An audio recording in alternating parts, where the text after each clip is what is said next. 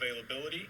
On October 22nd, 2024, runners got back in the win column, sweeping UAB before falling to Tulsa last week, and now they'll head to Philadelphia to meet Temple on Friday ahead of Rowdy Rodeo Weekend on Sunday against USF. Coach, if you could start us off with an opening statement.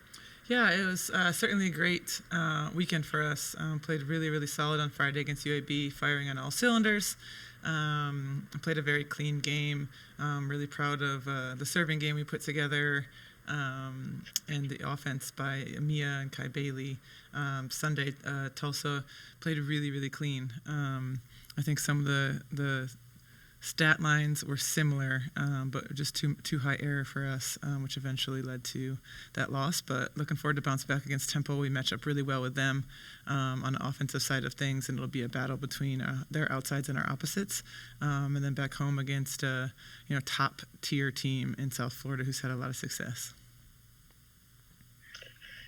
As far as the UAB win, is it just something they needed just to walk up the court and look up and see the three was under UTSA compared to maybe the other team in previous weeks, and how has that helped maybe just going forward as far as practice and?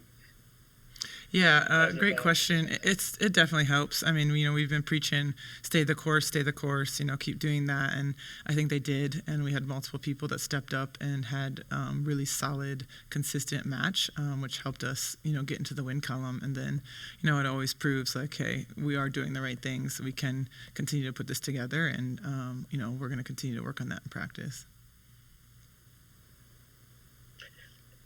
As far as like Temple in South Florida, have you had a chance to kind of get a scouting report, or is it more just about your side of the net and what you want to do?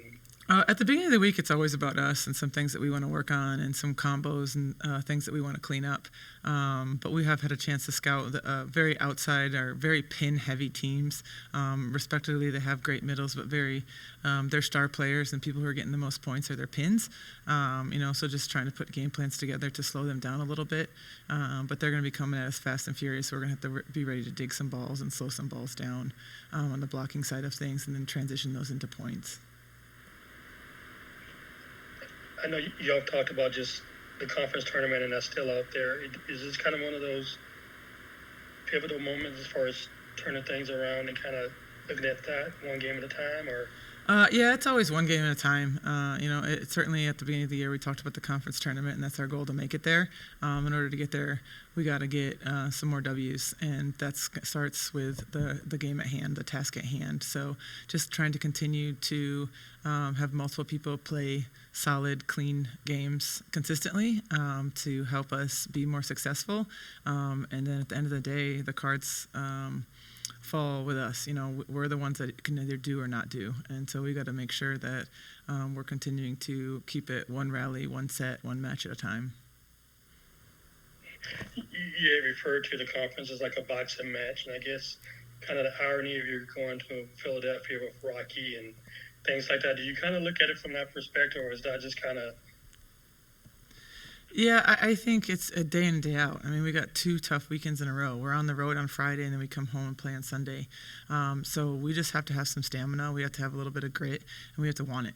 And that's what we're talking to our kids about. Yeah, kind of middle of the season, there's some ailments. There's some things that are going around. Every team has that.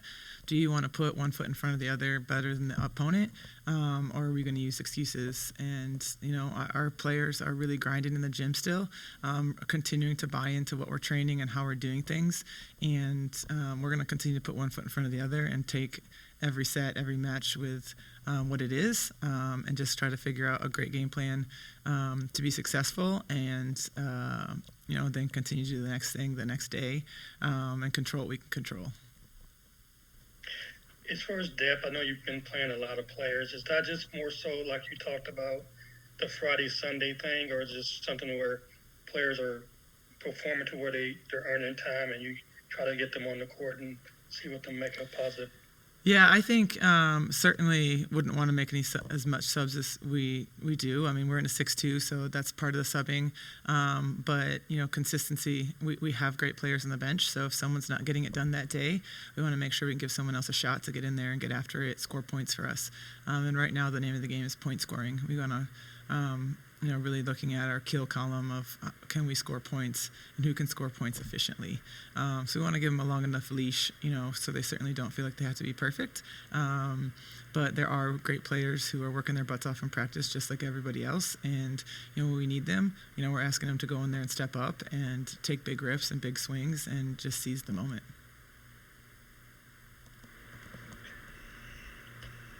Ready. All right, I think that wraps things up. Thanks, everybody. Thanks, Terrence. Okay.